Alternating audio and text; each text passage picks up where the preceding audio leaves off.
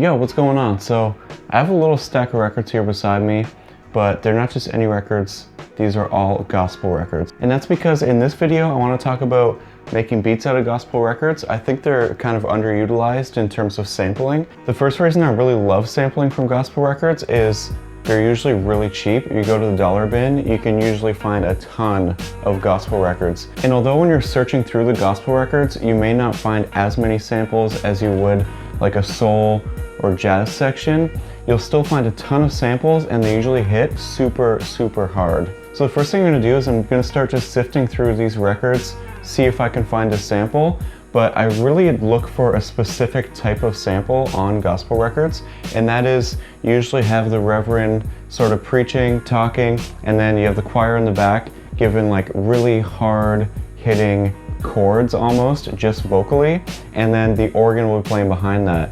And it just sounds super punchy, and you can get these really strong chords that last a few seconds. So whenever that reverend sort of stops talking and you get this really dirty chord, and if you get a couple of those chords, you can put something together that hits super hard, and you can put a beat together that has like cymbals and it sounds really hype. So I'm gonna search through some of these records, see if we can find anything, and then once I do, I'll put it on the pads and we see what we can do with it. Let's do it.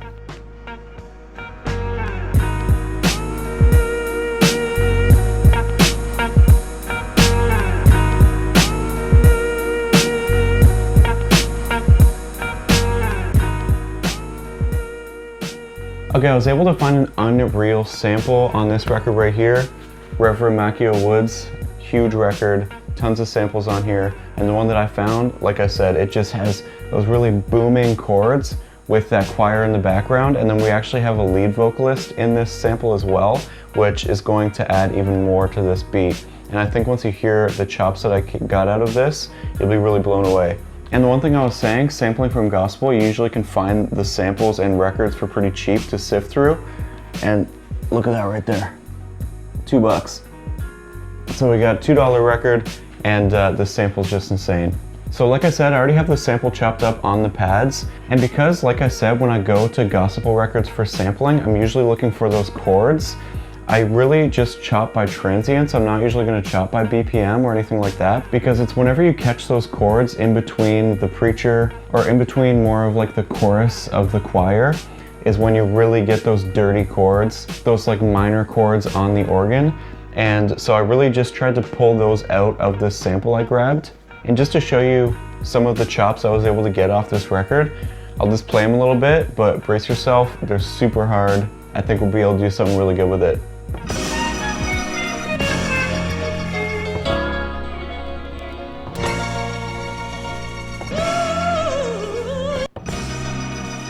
So it's these hard, like piano, chords, choir, it sounds crazy.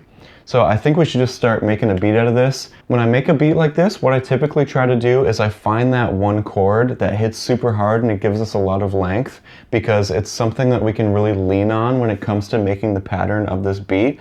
The one that stands out to me in this case is this one right here. I feel like if I really just play that chord over and over again, it sounds super hard.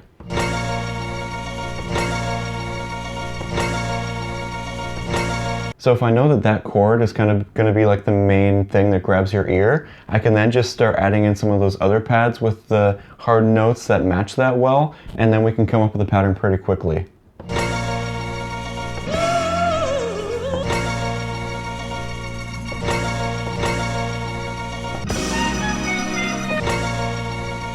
Something like that. So I'll come up with a pattern, record it, and then we can start doing some drums. And the drums are going to be really important on this track because we'll want to make sure that they really match the energy. So we'll lay down that pattern and then add the drums. Let's see what we can do.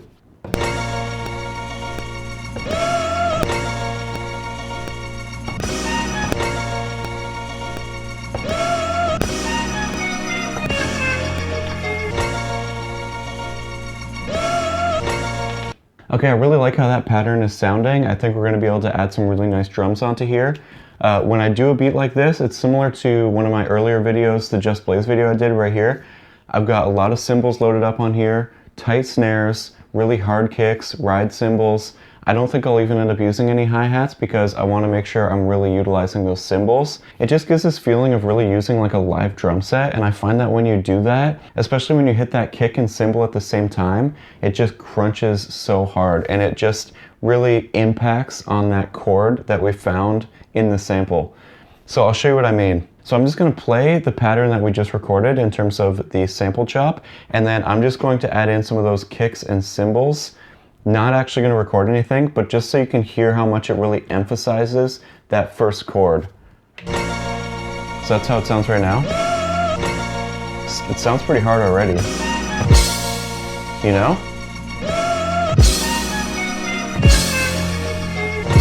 And that was just me playing the kick and the cymbal at the same time whenever there was that really heavy impact. So now I'm going to try to utilize that and actually record it into the drum pattern. I don't want to go too crazy because you can overdo it sometimes. If you're playing the cymbal constantly, it just kind of takes away from that sample that we found. But I'm going to make sure I have those impacts on the really big hits. And then when I'm not using that crash cymbal, I'm going to use the ride.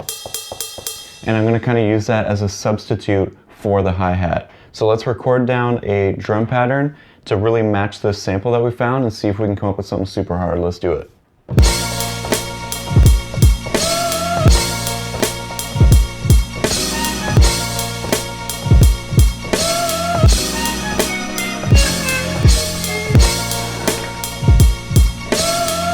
Okay, so after laying down that drum pattern, I thought it sounded pretty sick. But there are two things that I want to fix, and so I'm going to re-record that whole pattern. First thing is I only used one crash cymbal, which was this one. It sounds really great, but I have 3 crash cymbals loaded up on these 3 pads. And when you can use variations in terms of the sounds you're using for your cymbals, it really adds a ton. Like it sounds like you have 2 cymbals and you're using both in real life rather than just really relying on one, and it starts to sound a lot like a sample because you hear that same sound over and over again, which just wouldn't happen if you were actually using cymbals. So I'm going to re-record that, and I'm going to use 2 of the crash cymbals rather than just 1. And then second, I'm going to turn down those cymbals because right now they're coming in super loud. It doesn't sound too weird at this point, but when I turn them down, you'll notice it doesn't make a huge difference and it just blends in with the mix a lot more. So make sure you don't really blast those cymbals in terms of volume. You want to make sure that they sit back and it still has the same impact even if you do turn it down a little bit. So let's make those changes, see how that sounds.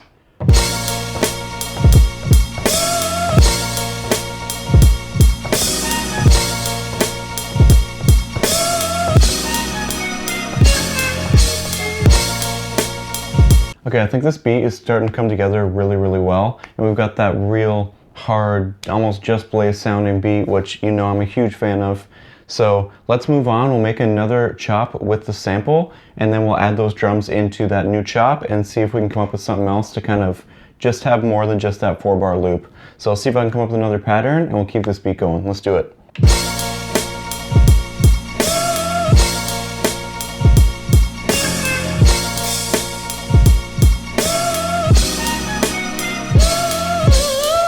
So now that we have those 2 patterns figured out, we now want to add in a bass to this track. And with this type of beat, I find the bass can really make or break it.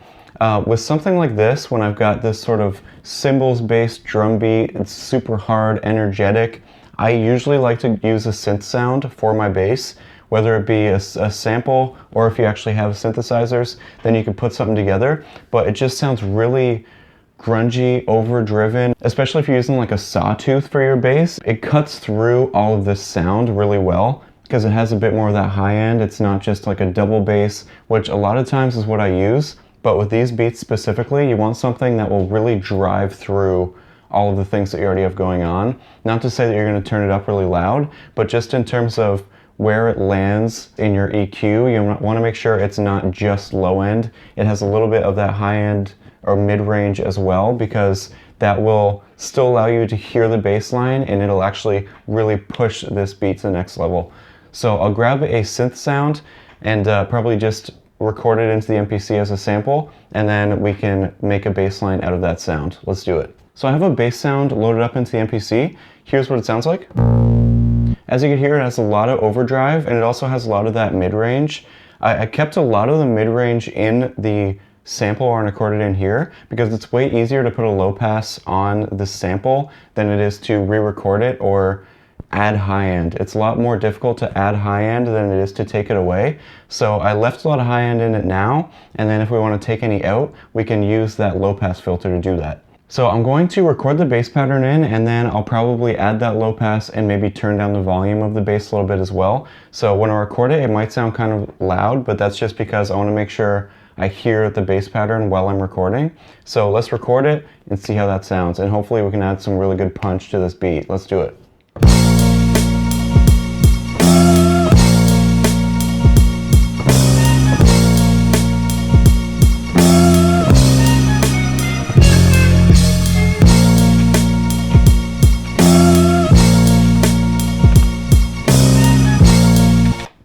Okay, so I'll add a low pass to that bass, and then you'll see it'll kind of cut off some of those mid-range high ends, and we'll be able to really tailor that to our liking. Let's do it.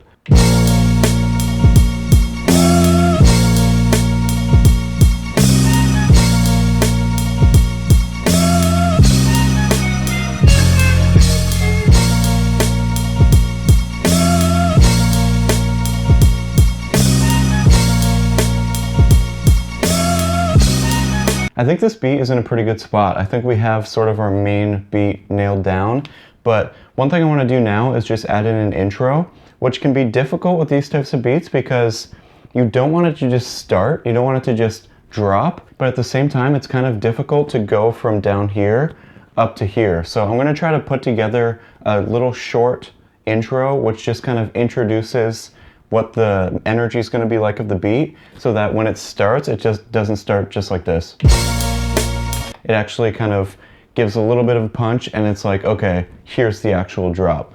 So let's try it. Let's see what we can do.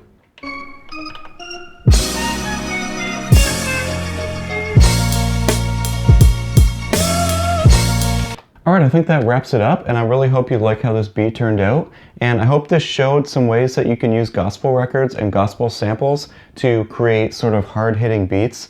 Just make sure you look for those chords, those minor chords with the organ and the choir singing, and I guarantee you'll be able to come up with some super hard-hitting beats. But I appreciate you hanging out as always. Thank you so much for making music with me. Appreciate you guys so much, and if you liked the video, make sure you give it a thumbs up, and let me know in the comments if there's anything you want to see in a future video. Thank you guys so much for hanging out. Appreciate you so much. Love you. Peace.